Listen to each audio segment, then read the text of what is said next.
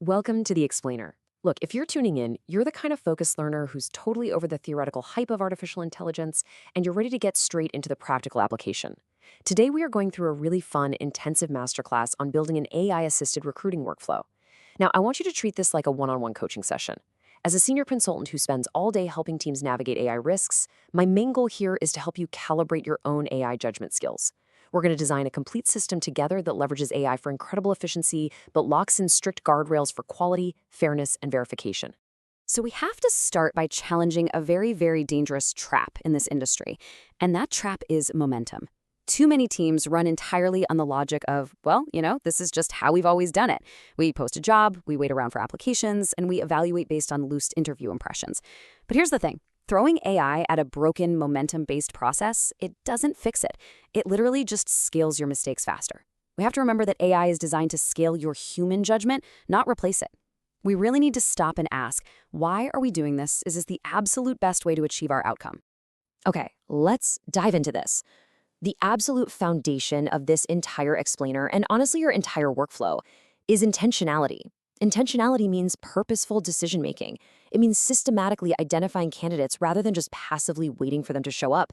It means structuring your questions so every candidate is assessed consistently and actually documenting your reasoning so you can audit the results later. When you are highly intentional about exactly why you are doing something, you actually create the conditions necessary to measure it, evaluate it, and ultimately improve it. Here is a quick mental map of the blueprint we're going to build together today. 1. The foundation. 2. Phase 1 and 2, which covers setup and AI sourcing. 3. Phase 3, research and context. 4. Phase 4, quality control. And finally, 5. Phase 5, continuous iteration. Let's get right to it. Kicking things off with Section 1, the foundation, intentionality and consistency. Before we touch a single AI tool, we have to establish these core ground rules. Because implementing AI without a solid foundation is a massive mistake. A really common anti-pattern I see as a consultant is a team trying to overhaul their sourcing, their interviewing, their documentation, and their technology all at the exact same time. And the result? Complete, utter overwhelm. I actually worked with a tech team just last month who tried exactly this, and everyone just reverted right back to their old habits because they hit that too busy barrier. The best practice here is consistency over perfection. Pick just one high-impact area to start, implement it well, apply it to everyone, measure your results, and then iterate. Moving right along to Phase 2, covering Phase 1 and 2, setup and AI sourcing, establishing guardrails and generating leads. This is where we clearly define the role and start combining that definition with our AI searches. Now, these are the strict setup requirements that absolutely must be completed before a single AI search string is ever generated. First, define the role clearly. And I mean what you actually need on day one. Please do not just dust off an old job description. Second, identify multiple sourcing channels. Third, set your success metrics for both volume and quality.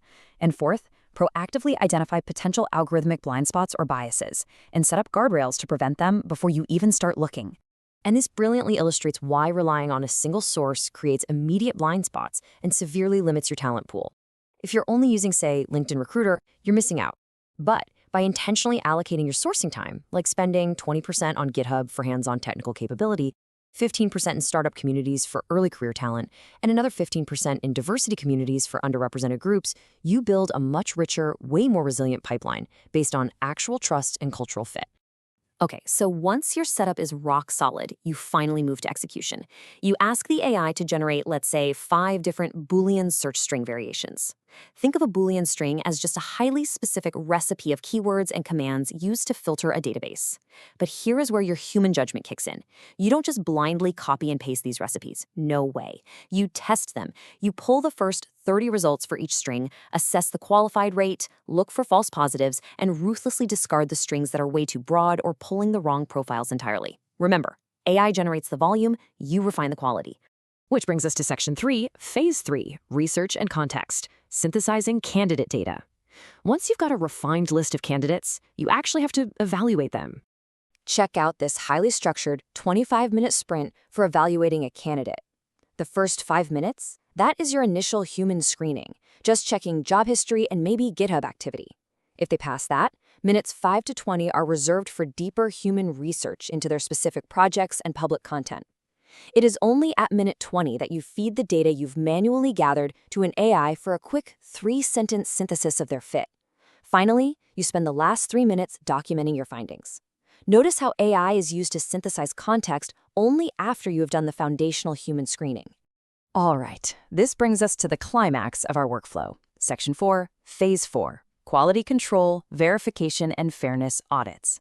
Since we're professionals calibrating our AI judgment skills, this is the absolute critical phase where we catch AI hallucinations and human oversights. You really need a quick checklist for evaluating task risk versus AI capability. Ask yourself, is the AI summarizing known facts that I provided, or is it generating totally new claims out of thin air? Is the outcome low stakes or high stakes? You have to aggressively spot check for common hallucinations. Seriously, I've seen AI generate entirely fake citations for candidate projects that simply don't exist, or even fabricate statistics about a candidate's sales impact just to make them look better. You have to verify everything against the source material. Now, what's really interesting about this slide is how it makes the concept of intentional bias mitigation totally tangible. Fairness isn't just some corporate buzzword. It requires explicit mechanical action to ensure you aren't missing out on phenomenal talent. If you realize your requirement for a computer science degree naturally skews your search against highly skilled bootcamp graduates, you don't just shrug your shoulders. You build a guardrail. You intentionally allocate a portion of your sourcing time to explicitly pull from bootcamp communities, ensuring that alternative talent pools get a fair, objective evaluation. To actually enforce those guardrails, you need a hard-hitting weekly audit.